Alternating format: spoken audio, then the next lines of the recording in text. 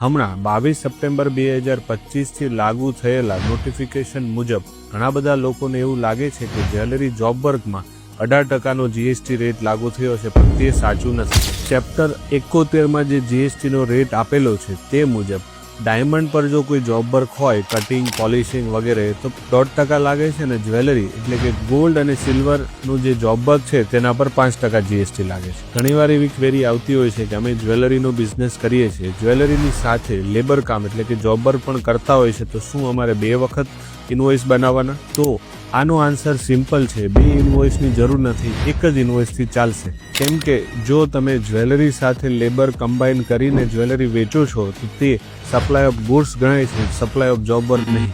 એટલે GST jewellery પર 3% લાગે છે, અલગથી લેબર પર 5% જીએસટી લગાવવાની જરૂર નથી.